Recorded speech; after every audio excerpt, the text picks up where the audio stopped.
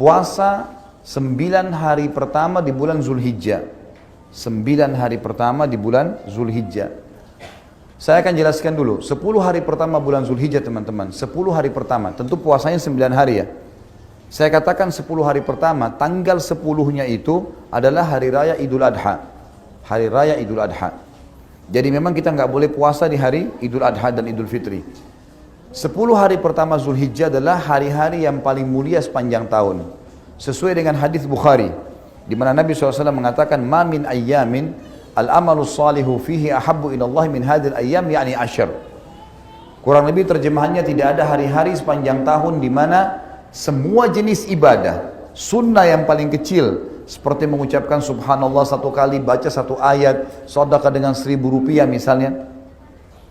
Tidak ada hari-hari sepanjang tahun di mana semua jenis amal soleh, dari yang sunnah paling kecil sampai yang wajib, lebih Allah cintai, maksudnya lebih besar pahalanya dibandingkan amal soleh sekecil apapun sunnah, apalagi kalau sampai wajib yang dikerjakan di 10 awal bulan Zulhijjah. Di 10 awal bulan Zulhijjah. Maka para sahabat bertanya, "Ya Rasulullah, walal jihadu fi sabilillah?" Wahai utusan Allah, jihad di jalan Allah, meninggalkan keluarga, meninggalkan pekerjaan, meninggalkan harta, meninggalkan anak-anak, bisa ditawan oleh musuh, bisa dibunuh. Itu juga belum bisa mengalahkan makna hadisnya. Amal sunnah sekecil apapun yang dikerjakan di 10 awal bulan Zulhijjah. Jawaban baginda Nabi SAW, walal jihadu fi sabilillah. Jihad pun di jalan Allah belum bisa mengalahkan amal yang dikerjakan walaupun sunnah yang kecil di 10 awal bulan Zulhijjah. Jihad belum bisa mengalahkan itu. Illa rajulun kharaja binafsi wa mali wa lam yarji bidzalika bi syai'.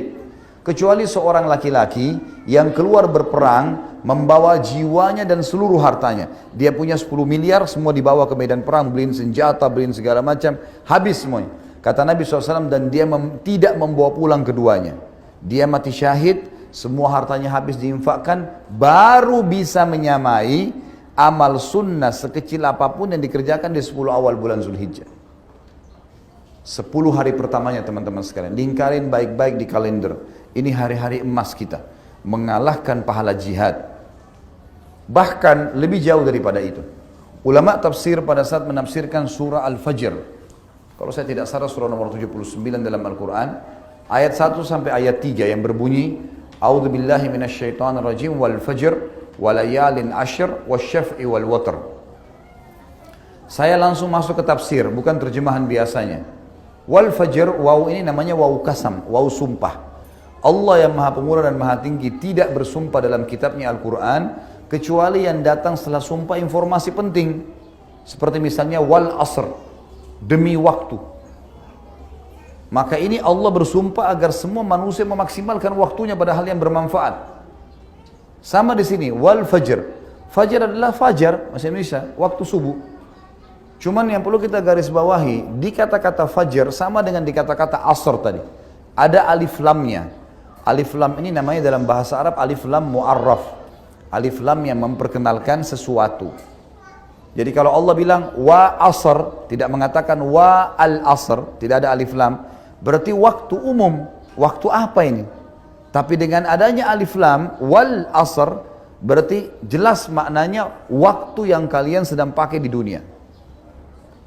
Sama di sini, fajr, waktu subuh. Kalau tidak pakai alif lam, subuh apa yang Allah mau ini?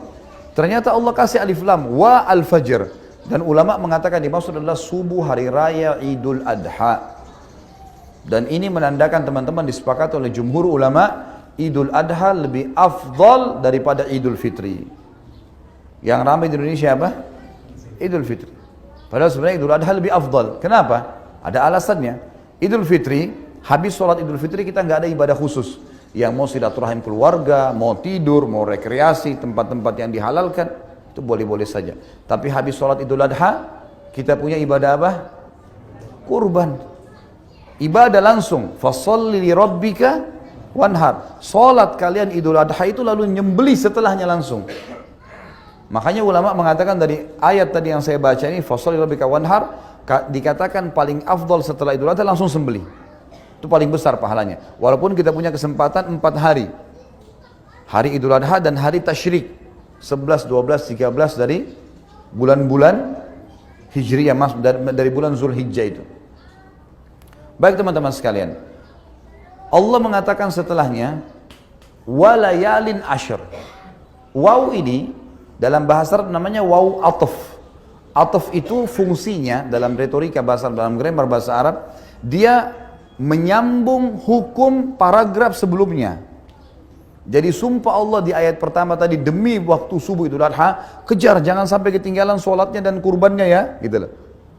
Dan kata Allah, layalin ashr, kejar juga, layal jamak daripada laylah, malam-malam, ashr 10. Maksudnya kejar juga 10 malam berturut-turut sebelum Idul Adha itu. Di sini teman-teman sekalian ada ulama tafsir yang mengatakan, dari ayat ini bisa disimpulkan kalau 10 awal bulan Zulhijjah malam-malamnya menyaingi bahkan mengalahkan fadilah 10 akhir Ramadan. Kok bisa? 10 akhir Ramadan fadilahnya besar. Ada Lailatul Qadar lebih baik daripada 1000 bulan. Apa jabaran para ulama? Kalau di 10 terakhir Ramadan kita disuruh kejar Lailatul Qadar yang lebih baik daripada 1000 bulan, hanya 1 malam dan di malam-malam ganjil saja.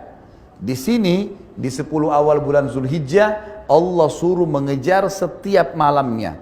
Walayalin ashr, kejar setiap malamnya itu sebelum subuh itu ada dengan sholat malam. Dan di sana lebih baik daripada 1000 bulan, di sini lebih baik daripada jihad. Sudah kita sebutkan tadi hadis Bukhari. Ini besar sekali fadilahnya. Kemudian dikatakan wasyaf'i wal watr, dan hari ke-8 juga hari ke-9-nya. Baik, beranjak daripada panjang lebar tadi saya jelaskan hadis Bukhari, tafsir surah Al-Fajr. Bukhari tadi yang tentang masalah fadilah lebih afdal daripada jihad ya. Surah Al-Fajr, kemudian masuk masalah kasus adanya ibadah haji. Ulama mengatakan 10 hari pertama Zulhijjah adalah hari emas muslimin. Dan 9 hari pertama sebelum Idul Adha dianjurkan siang harinya puasa sunnah. 9 hari, karena fadilahnya lebih besar daripada jihad. Dan memang tidak ada penyebutan lafaz khusus masalah puasa, tapi hadis Bukhari tadi umum. Tidak ada hari-hari sepanjang tahun di mana semua jenis ibadah, kalimat semua jenis ibadah masuk yang sunnah. Apapun itu termasuk puasa sunnah di sini. Kata sebagian ulama gitu kan. Jadi di sini 9 hari. Kalau teman-teman nggak bisa puasa 9 hari, misal ada udzur dan seterusnya, maka minimal jangan kehilangan tanggal 9 yang dikenal dengan hari Arafah. 1 hari sebelum Idul Adha. Ini kata Nabi SAW dalam hadis Bukhari Muslim waktu ditanya tentang fadilah puasa Arafah, beliau mengatakan bisa mengampuni dosa-dosa setahun yang lalu dan setahun yang akan datang. Bonus. Dari kita diampuni dosa kita teman-teman 700 ya, sekian hari. Sekitar 720 atau 30 hari. Kalau kita gabung 365 hari kali 2. Ya kan? 720 atau 30 hari. Kita diampuni dosanya setahun yang lalu dan setahun yang akan datang. Ini bukan hal yang ringan ya. Hanya dengan